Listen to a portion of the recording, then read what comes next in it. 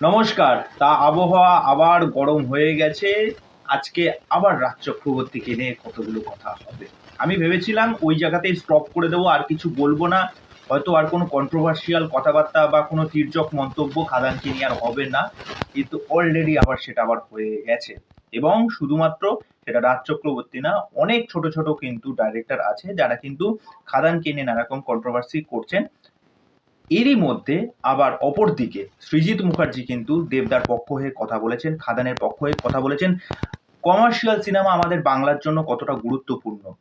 আর যারা ভিডিওতে এসে বড় বড় বুক নিয়ে দিচ্ছিল, হ্যাঁ, যে ওটা তো জাস্ট একটা মজা ছিল, ফান ছিল।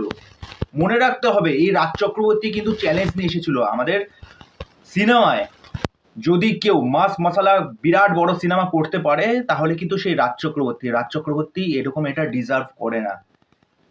রাজ চক্রবর্তী এরকম ডিজার্ভ করে না, কিন্তু রাজ চক্রবর্তীর এই ব্যবহারটা কি সত্যি ডিজার্ভ করার যোগ্য? চলো আজকে চাচা ছোলা বলবো। তা কি ঘটনা হয়েছে সেই ইন্টারভিউয়ের কিছু একটা ছোট্ট অংশ তোমাদেরকে আগে বলি, তারপরে বক্তব্যটা বলছি। শুধু একটা জায়গায়, যে আনন্দবাজার প্লাস অনলাইনকে, সেখানে একটা ইন্টারভিউ দেয় রাজ এবং শুভশ্রী দুজনেই। সেখানে একটা প্রশ্ন তাকে করা হয়েছিল, ট্রেলারের ফিডব্যাক কেমন। শুভশ্রী বলে, ট্রেলার তো সুপারহিট, মিঠুনদা ঋত্বিকরা অনুসুয়াদির সংলাপ থেকে ছোট ছোট রিলস বানিয়েছেন উৎসাহীরা, সেইগুলো ভাইরাল হয়েছে। কিন্তু কোনো একটা জায়গায় দাঁড়িয়ে এটা বোঝাই যাচ্ছে রাজের মনে কিন্তু একটা ক্ষোভ রয়েছে এবং সে যথেষ্টভাবে এটাকে পোকিং করে যাচ্ছে। বলছে, ট্রেলার দেখে মানুষের চোখে জলে এসে গেছে একদম। এটা আমার আমার সত্যি কথা, আমার ভালো লেগেছে ট্রেলারটা। সন্তান নামটা অনেকে ক্লিশে মনে হতে পারে, কিন্তু বাবা ছেলের গল্পের নাম আর কিছুই হতে পারে না। দেখবেন মুক্তির 1-2 দিন পর থেকে ছবিটি নিয়ে আলোচনা শুরু হবে। বিরাটভাবে এই ছবি প্রচার করে লাভ নেই। আমরাও স্টেজ লাগিয়ে নাচতে শুরু করে দিলে তো হবে না। শুভশ্রী বড় বড় চোখ করে তাকালেন রাজের দিকে। তাই এটা দিয়ে কি বোঝালো? এটা দিয়ে কাকে বোঝালো? এটা বোঝাই যাচ্ছে, ঠিক আছে, যে স্টেজ লাগিয়ে নাচ শুরু করতে হবে। এরকম একটা বড় সিনেমা আসছে, তার প্রমোশনের জন্য তো এইগুলো করতেই হবে, গ্রাউন্ড লেভেলে প্রমোশন করতে হবে, তাই না? দেখুন, সিনেমা মানেই তো শুধুমাত্র কলকাতা কেন্দ্রিক না। প্রত্যেকটা জায়গা, সেটা মালদা, বীরভূম, বাঁকুড়া, যেখানে যেখানে, শিলিগুড়ি, সমস্ত জায়গায়। এইবার সেই জায়গায় দাঁড়িয়ে সৃজিত মুখার্জি কিন্তু জানেন দেবদার পোটেনশিয়াল।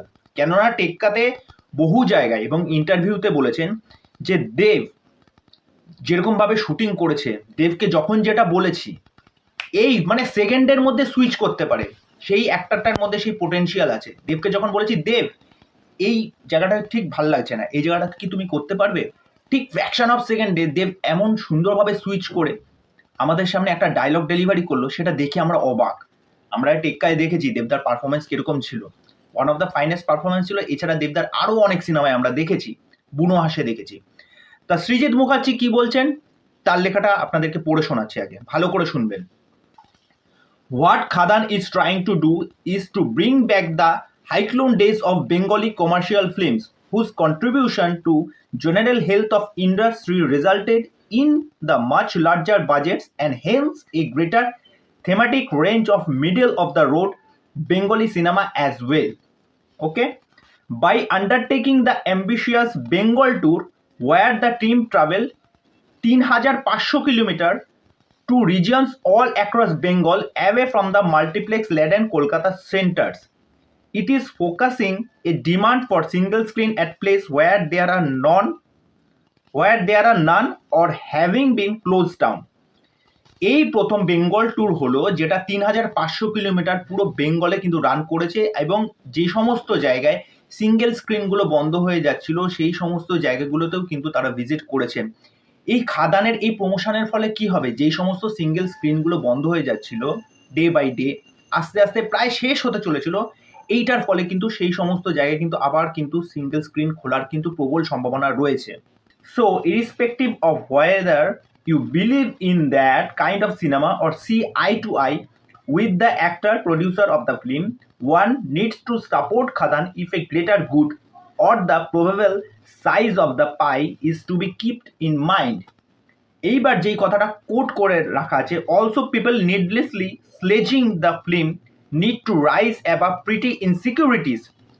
মানে যারা এই কথাগুলো বলছে তারা ইনসিকিউরিটিতে ভুগছেন, এটা সৃজিত মুখার্জি নিজে বলেছেন। যারা স্লেজিং করছেন তাহলে বুঝতে পারছেন কারা কারা তাহলে ইনসিকিউরিটিতে ভুগছে। তা সৃজিত মুখার্জি তো বলে দিল যে খাদানকে নিয়ে স্লেজিং করা হচ্ছে, তাকে পোক করা হচ্ছে।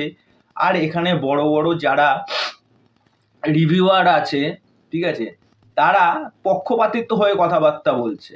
এই বিষয়টা নিয়ে আমরা যখন প্রথমে বললাম কয়েকজন রিভিউয়ার, তখন বললো যে আমরা ফ্যান ক্যাটারিং করছি। ভাই আমরা ফ্যান ক্যাটারিং করে কি হবে, বা পাবলিক ফ্যান ক্যাটারিং করে কি করবে? পাবলিক যেটা চোখে দেখবে, যেটা কানে শুনবে, সেটাই তো বলবে। প্রথম ভিডিওতে তো সেটা একটা কটাক্ষ ছিল, দ্বিতীয় ভিডিওটাও আমি কিন্তু বলেছিলাম যে ওটা একটু মজার ছলে করেছিল, মানে এইটা ওয়ান কাইন্ড অফ একজনের কাঁধে বন্দুক রেখে সেটা প্রমোশন করে দিল। দেখুন পার্সোনাল জায়গায় কাদের সাথে কি ভালো সম্পর্ক, কি হয়েছে না হয়েছে, সেটা আমরা কেউ দেখতে পাচ্ছি না, আমরা তো কেউ জানি না। আমরা একটা পারসেপশন ধরে নিয়েছি যে তাদের ভালো সম্পর্ক আছে, তারা দুজন দুজনকে ফলো করে, সবই ঠিক আছে। কিন্তু প্রফেশনাল লাইফে আমি বলেছিলাম টক্করটা তো হবে, আর সেই টক্করটাই হবে, কিন্তু একটা হেলদি টক্কর হোক। এইটা কি মানে যা তা নয় তাই বলে দিচ্ছে, সেগুলোর একটা লিমিট থাকা দরকার। এটা আনলিমিটেড হচ্ছে, মানে যা খুশি তাই বলছে, মানে হিপোক্রেসির একটা লিমিটেড থাকার দরকার। এবং এই জিনিসগুলোকে নিয়ে যারা বলছিল যে এই মানুষটা দেবদাকে নিয়ে এসেছিল, চ্যালেঞ্জ করেছিল, তা সেই রাজ চক্রবর্তীর আর এই রাজ চক্রবর্তীর মধ্যে তো আকাশ পাতাল তফাৎ। আপনি সিনেমা বানাচ্ছেন, পরবর্তীতেও হয়তো দেবদাকে নিয়ে সিনেমা বানাবেন, কিন্তু এই ধরনের কন্ট্রোভার্সি কেন টানছেন? তার মানে এটা ইচ্ছাকৃতভাবে। একটা কমার্শিয়াল সিনেমা এত বছর বাদে একটা হিউজ ভাবে আসছে, যেটাকে প্রত্যেকে সাপোর্ট করছে, হ্যাঁ, সেইগুলোকে নিয়ে এই ধরনের নোংরামি। হ্যাঁ, আর কিছু কিছু রিভিউয়ার আছে যারা আমাদের মতো, যারা এইটা নিয়ে সরব হয়েছে, আর বড় বড় যারা রিভিউয়ার আছে তারা দুই পক্ষ নিয়েই কথা বলছে, ঠিক আছে, মানে দুই নৌকায় পা দিয়ে চলছে। মানে কি করবে তারা অ্যাকচুয়ালি, এমন একটা জায়গায় চলে গেছে সেখানে এক পক্ষ হয়ে কথা বললে না তাদের একটা চাপ এসে যায়। কিন্তু আমার তো ভাই কোনো চাপ নেই, আমার তো ভাই কোনো চাপ নেই। আমাকে, আমি যেটা দেখবো সেটা নিয়েই কথা বলবো।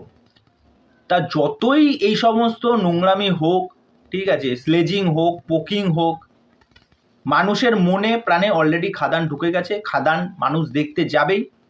আমি কিন্তু সন্তানের বিপক্ষে একদমই না, এটা কিন্তু ভালো করে মাথায় রাখবেন। অ্যাজ এ মুভি লাভার হিসাবে আমি মিঠুন দার সন্তানও দেখব। হ্যাঁ, আমি মিঠুন দার সন্তান বলছি, রাজ চক্রবর্তীর সন্তান বলছি না, আমি মিঠুন দার সন্তান বলছি। ওকে, এটা মাথায় রাখতে হবে।